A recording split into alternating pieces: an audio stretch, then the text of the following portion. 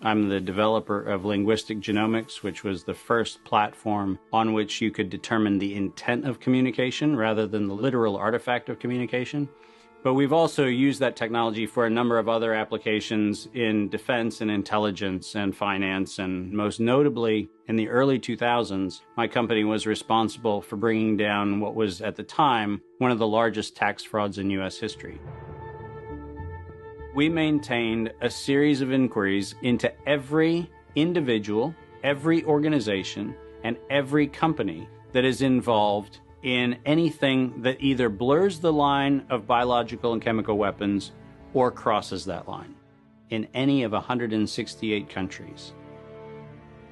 In 1999, there were 1 million patents digitized by IBM, and those 1 million patents were the first time human innovation had been put into an electronic digital searchable format. We took that information and we did a very simple exercise using our linguistic genomics technology, where I made the horrific assessment that approximately 1/3 of all patents filed in the United States were functional forgeries, meaning that while they had linguistic variations, they actually covered the same subject matter. In 1999, patents on coronavirus started showing up, and thus began the rabbit trail. March 2003. Panic grips Hong Kong as a deadly new virus sweeps through the city. In 2003, the Center for Disease Control saw the possibility of a gold strike, and that was the coronavirus outbreak that happened in Asia. They saw that a virus they knew could be easily manipulated was something that was very valuable, and in 2003 they sought to patent it. And they made sure that they controlled the proprietary rights to the disease, to the virus, and to its detection, and all of the measurement of it. We know that Anthony Fauci, that Ralph Baric, that the Center for Disease Control, and the laundry list of people who wanted to take credit for inventing coronavirus were at the hub of this story.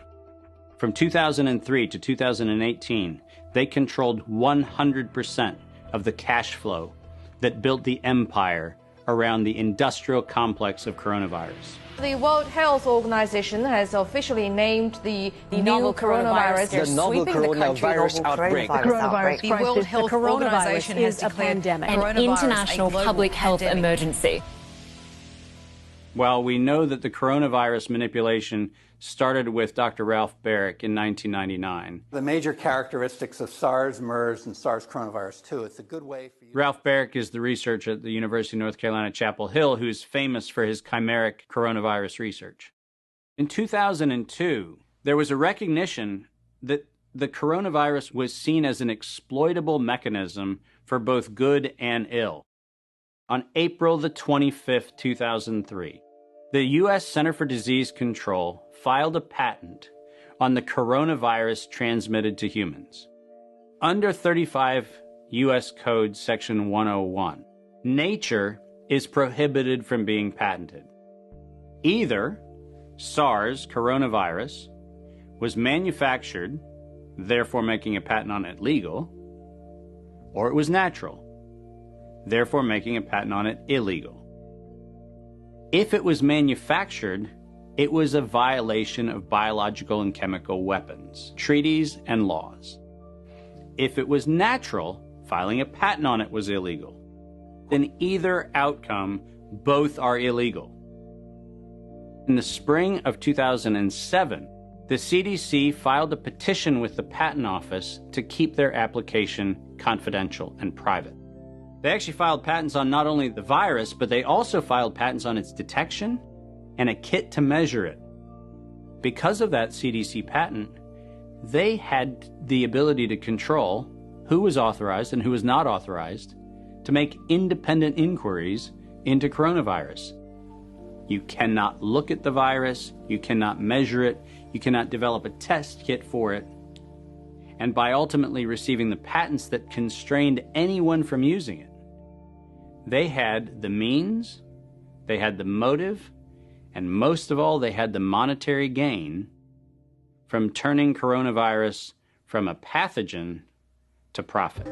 Developing and owning a coronavirus vaccine has become a biotech arms race with political overtones. This vaccine gold rush is starting to bother me. Gold rush. Let's keep that in mind. And so somewhere between 2012 and 2013, something happened. The federal funding for research that was feeding into places like Harvard, Emory, University of North Carolina, Chapel Hill, that funding suddenly became impaired by something that happened at the NIH, where the NIH got this little tiny moment of clarity and said, I think something we're doing is wrong. And in 2013, the NIH said, gain-of-function research on coronavirus should be suspended. The National Institutes of Health had a moral and social and potentially legal reason to object to research. But the letters that were sent to the researchers essentially said, you are receiving notice that we're telling you to stop.